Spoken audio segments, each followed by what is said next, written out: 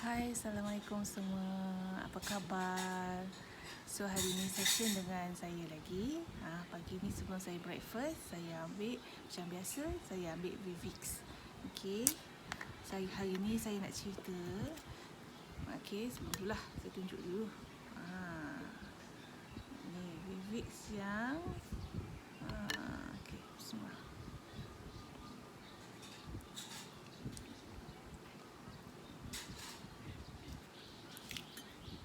Satu sudut sehari untuk perlindungan sel. Okey. Hari ni apa saya nak cerita? Hari ni saya nak cerita macam mana kita katakan sebab orang semua kata Vivix ni akan bagi kita tenaga.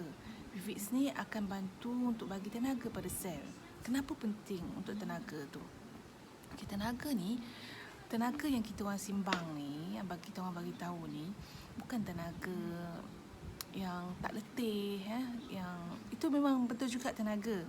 Tapi bukan semata-mata macam tu. Okay, tenaga pada sel. Sel perlukan tenaga kan. Sel perlukan tenaga, dia perlukan oksigen kan. Jadi dia perlukan makanan.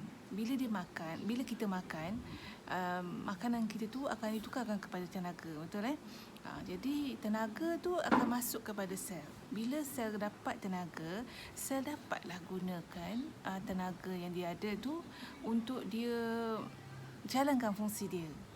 Faham tak? Dalam sel ni dia ada mitokondria. Saya dah sebutkan. Mitokondria tu adalah pusat jana kuasa sel. Macam contohnya TNB punya station tu kan.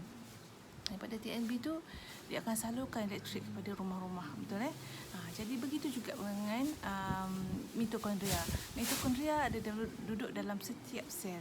Jadi setiap sel tu bila kita menua, bila kita bertambah umur dan bila kita sakit dan sebagainya, stres dan ataupun kita ada makan benda-benda yang toksik jadi mitokondria tu akan menurun, atau fungsi dia akan menurun.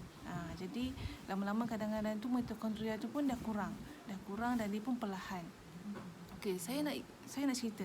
Bila sel ni dia cukup tenaga, mitokondria pun banyak, jadi dia dapat menjalankan fungsi dia. Tadi saya sebut macam tu kan.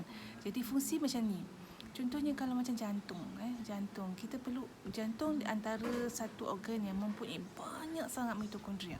Dia perlukan banyak sangat tenaga. Okey. Jadi kalau katakan contohlah jantung kita ni, kita pun tak ambil cakna pun, tak kisah pun hal, tak ambil berat pun hal kita punya tenaga sel, hal tenaga, hal mitokondria kan. Kita buat tak tahu, biar je kita makan ikut diet, makan je lah suka hati kan.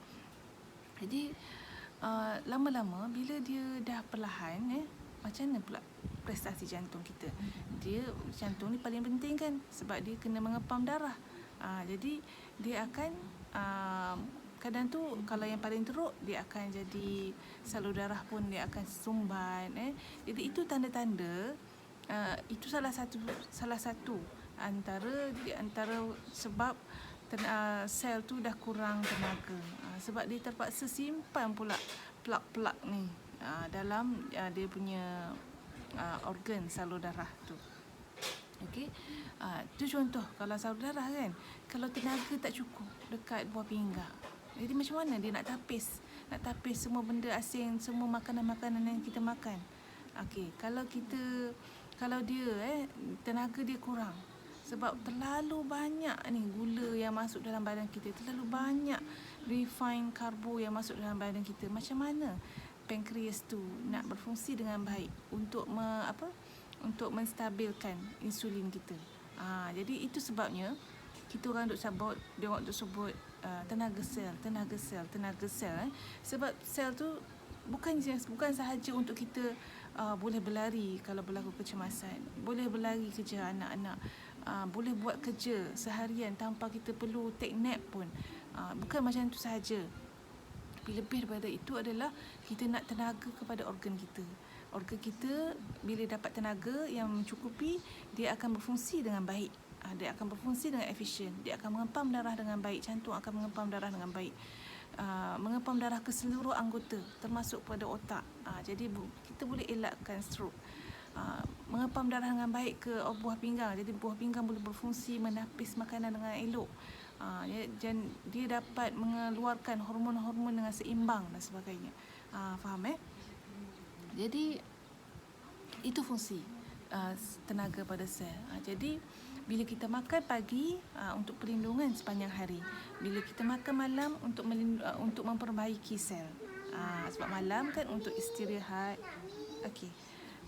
Malam kan untuk istirahat, malam untuk kita berehat. Jadi malam juga adalah tempoh masa yang Allah dah kurniakan kepada kita untuk badan ni replenish. Replenish tu maksud dia memperbaharui.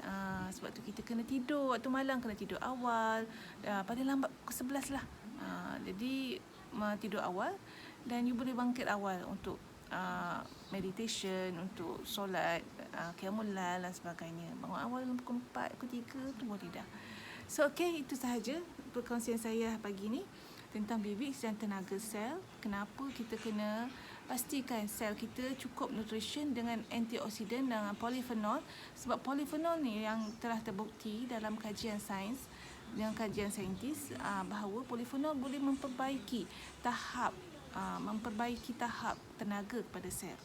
Okey, jumpa lagi esok, insyaAllah kita bawakan apa-apa lagi info tentang BWIX. So itu dulu, jumpa lagi esok. Assalamualaikum.